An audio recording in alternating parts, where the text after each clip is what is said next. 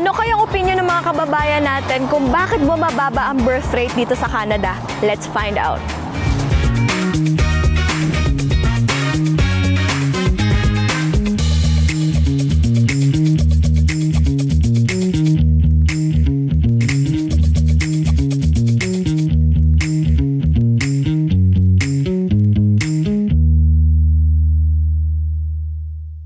In your own opinion or Yes. kung sino man may kahalala kang naka-experience ito, bakit sa tingin nyo ang baba ng birth rate dito sa Canada? Because normally, if that is a first world country, like people focus on work, they don't have time for relationship, they don't have time to be together, whatever.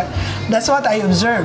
Like when I work abroad for 20 years, like Asian, of course, Philippines, a lot of babies, a lot of, because of course they have time for them to be with their family and bonding.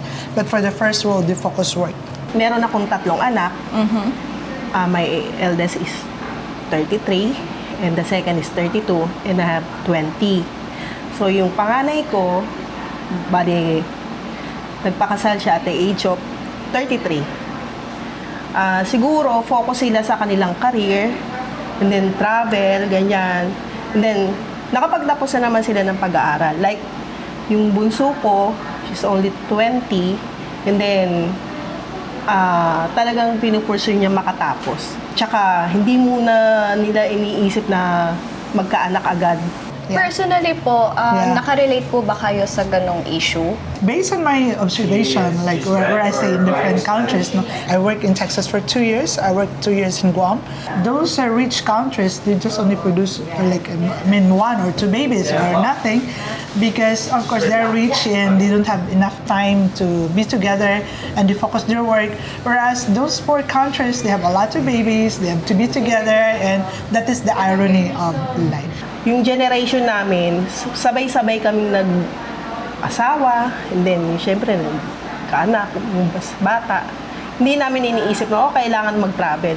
Unlike ngayon kasi yung mga bata, nakakapag-travel sila kahit wala silang work eh. Bakit po pinofocus nila yung pagtatrabaho?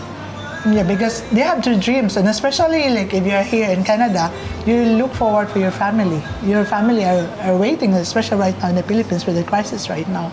Like they're waiting for you, of course, to send money for them, for their studies, for their expenses, all those things. Yeah. Marami sila kasing gustong ma-achieve sa buhay eh. I think mas okay yung kasi ready na sila.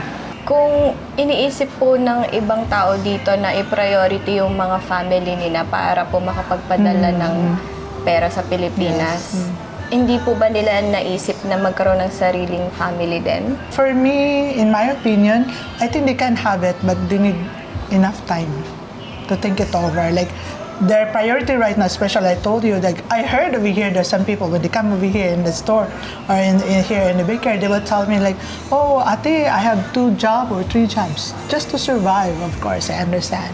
So I cannot hear that when I was in the Philippines because of course 1 job is enough for us. But here, just for survival, like also to send some money in the Philippines, they need to work 2 or 3 jobs. So what do you think is the solution po? If you really want to have a family over here, I think you need first to have savings.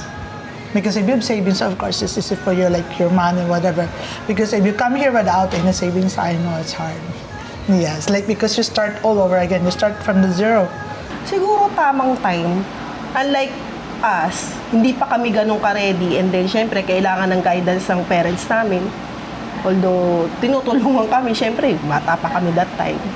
Ayun. Ngayon sila okay na. Kaya na nila.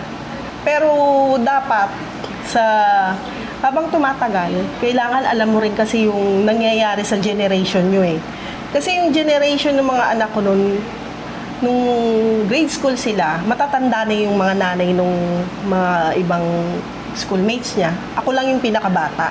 Sabi niya, Mami, ikaw lang yung pinakabata na nanay, ganyan-ganyan. Hindi nila masabayan yung mga parents nila. Yun.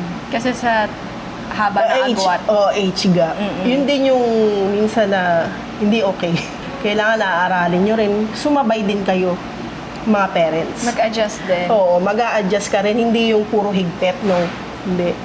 Mahigpit po ba kayo sa mga anak niyo? Hindi. Pero, syempre, yung pag-uwi, yun lang. Kailangan kong malaman na, ano oras ka uuwi, kailangan nandito ka na. Yun lang, okay na ako pag Kailangan nasa lang. bahay na. Update. Yeah, update lang. Thank you po, ate. Ah, Ate thank Beth. you. Thank you Thank po. you. Thank you so much. Thank you po, Nanay You're Josephine, for your time. Thank you Yes. so much. Nice meeting you. Nice meeting you po. Yung question ko naman na yun is there's no right or wrong answer dun eh. Wala naman ding masama kung gusto mo late magkaanak or gusto mo maaga magkaanak or hindi magkaanak. Okay lang din naman yun. Kasi syempre situational naman siya. And depende yun sa preference ng tao kung gusto nila magkaanak o hindi. So yun, see you again next time guys. Bye!